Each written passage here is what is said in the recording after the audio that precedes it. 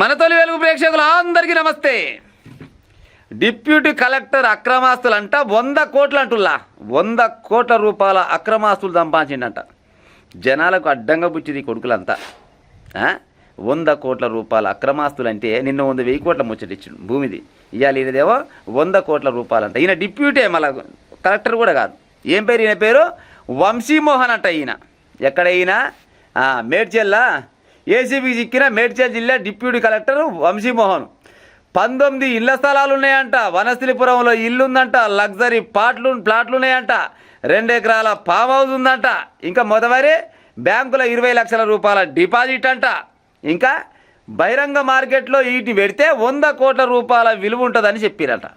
ఇంకా తన మామ పేరిట అంట 8 ఎకరాల భూమిని, ప్రభుత్వ భూమిని అక్రమ రిజిస్ట్రేషన్ చేసిండట. ప్రభుత్వ భూమిని 8 ఎకరాల ప్రభుత్వ భూమిని రిజిస్ట్రేషన్ చేసి మళ్ళీ దాన్ని ఒక రియల్ ఎస్టేట్ దాని దగ్గర పెట్టి 10 ప్లాట్లు ఏమంటారు దాన్ని సేల్ గిఫ్ట్ డీడీ కొట్టుకున్నట.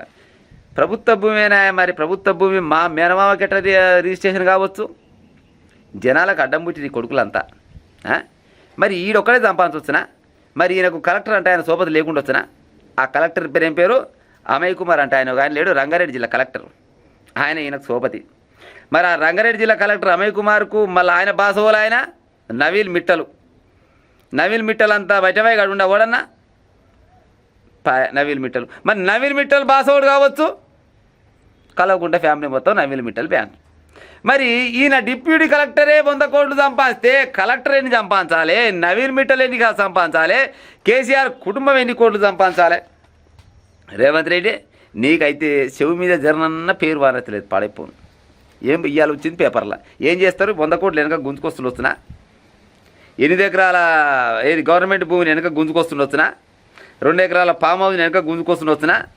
మళ్ళీ పోతే 19 ఇళ్ల స్థలాలు అంట. ఈడ పూరి గుడిచలేదురా నాయన. ఒక్కొక్కరికి కనీసం ఎండాకాలం పూట తల దాచుకుంటేందుకు, ఆనకాలం పూట చలికాలం పూట పండుకుంటేందుకు డబుల్ బెడ్రూమ్ సింగల్ ఒక్క రూమ్ లేని వాళ్ళు లక్షల మందులు తెలంగాణలో.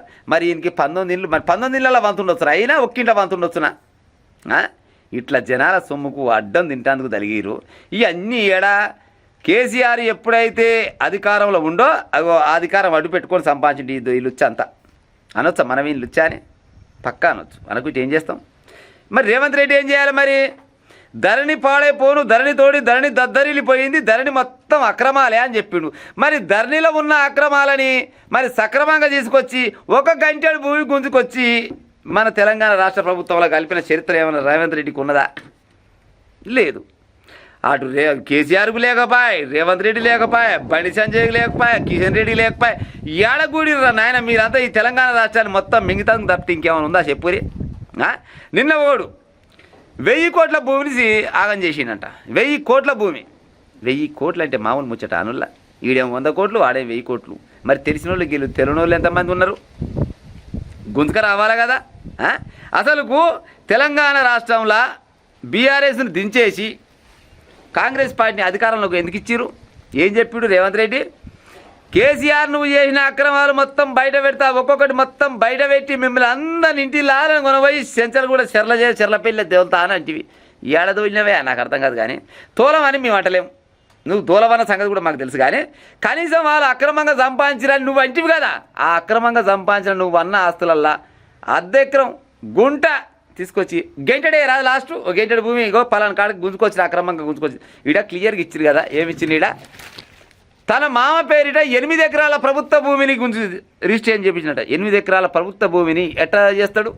అదే సాధారణ పబ్లిక్ పోయి గుట్టకు 2 ఎకరాలు ఉందా, వాళ్ళకి 1 ఎకరం కొట్టియవా అని పోతే కొట్టిస్తారా? మనకు ఆర్ఐ దగ్గర రాణిస్తాడా? ఈయన ఆగదు. ఆర్ఐ దాకా ఎందుకు ఊళ్ళే సర్పంచ్ అంటే ఏడగుడిరా మీరంతా, అది గవర్నమెంట్ భూమి నీకేడు వస్తా అన్నాడు.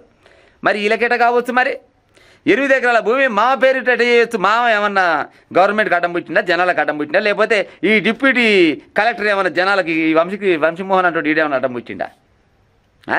ఇట్ట తయారయ్యారు. తెలంగాణ రాష్ట్రంలో ఉందా ఈ దరిద్రం? భారతదేశం మొత్తం ఉందా ఈ దరిద్రం? ఏడ దొరికిర్రా నాయన మీరంతా కట్టకట్టుకొని పోయిన నీళ్ళేని బాయిలే దుంక రాదురి, జంజాడు పోతుంది. ఎవడైనా కానీ సరే 2 పూట్లో 3 పూట్లో 4 పూటల భోజనం రాదు, నష్టం వచ్చింది ఏముంది? నీ పిల్ల తరాలు కూర్చొని తిన్నా కానీ తరగని ఆస్తులు సంపాదించి పాడవుతురు. అది ఓన్లీ జనాల సొమ్ము కష్టపడి సంపాదించుకోవాలి. ఈయనకు జీతం ఎంత ఉంటుండొచ్చులా నాకు అర్థం కాదు, కానీ ₹1,00,000 ఉంటుండొచ్చునా, పోనీ ₹2,00,000 జీతం ఉంటుండొచ్చునా. మరి ₹2,00,000 జీతం ఉంటే 100 కోట్ల రూపాయలు ఆస్తులు అంటే ఇవి తెలిసినాయే, తెలియని ఎన్నున్నాయో, ఇంకా తెలియని ఎన్నున్నాయో. ఇప్పుడు ఈయన వెనకంగా ఉన్న ఆ అమయ్ కుమార్ అంటే ఆయనను బయటకు తీసుకురావాలి, అమయ్ కుమార్ వెనకంగా ఉన్న ఆయన వాళ్ళు నవీన్ మిట్టల్ అంటే ఆయనను బయటకు తీసుకురావాలి, ఆయన వెనకంగా ఉన్న కేసీఆర్ కుటుంబం మొత్తం తీగ గుంజితే డొంకంతా కదులుతుంది. మరి కదిలిపిస్తున్న వస్తున్నారు రేవంత్ రెడ్డి, కదిలిపిస్తున్న వస్తున్నారు. ఇప్పుడు బండి సంజయ్ లేకపోతే ఆయన వాళ్ళు కిషన్ రెడ్డి, వీళ్ళంతా బిజినెస్ పార్ట్నర్లే, పాడైపోయిన అన్నీ ఒకటే బడీలది. నీకేమొస్తుంది, నాకేమొస్తుంది, నీకేమొస్తుంది, ముగ్గురం తలా ఇంత పంచుకుందాం అంతవరకు, కానీ జనాలకి ఏం చేసేయలే, చేపేలే, చేకేది. నిజంగానే రేవంత్ రెడ్డికి సీము నెత్తురు దమ్ము ధైర్యం ఉంటే ఇసబోంటి వాళ్ళని దొరికింది కదా, ఇవాళ ఏసీబీ చిక్కిరు కదా. ఈ సరే కొట్టకూరి తిట్టకూరి కానీ ఈడు అక్రమంగా సంపాదించిన ఆస్తులు మొత్తం గుంజుకొని ప్రభుత్వంలో కలిపే ఉపాయం చేస్తారా? క్లియర్గా ఏసీబీలు చెప్పిన ముచ్చటే కదా అది, క్లియర్గా చెప్పారు. 100 కోట్ల అక్రమాస్తులు అంటే సక్రమైనవి కావన్నట్టే కదా. క్లియర్గా ప్రభుత్వ భూమిని 8 ఎకరాల భూమి గుంజుకొచ్చి వీళ్ళు కలపరాదు, ఏమా కలుపుతారులా ఇంక వంటి వాళ్ళు అలిగారు. ఇంకా ఆయన అంటాడు, మా ప్రభుత్వంలో అక్రమాలే జరిగాయి, మా ప్రభుత్వం సత్తగురిగి బొడ్డుగురిగి ఆయన అంటే ఈయన అంటాడు, ప్రజాపాలన అంటే ఎట్ట అంటే ఒక గిట్ట ఉండాలి, మమ్మల్ని చూసి నేర్చుకోవాలంటే గిదేనా ప్రజాపాలన, గదేనా బంగారు తెలంగాణ?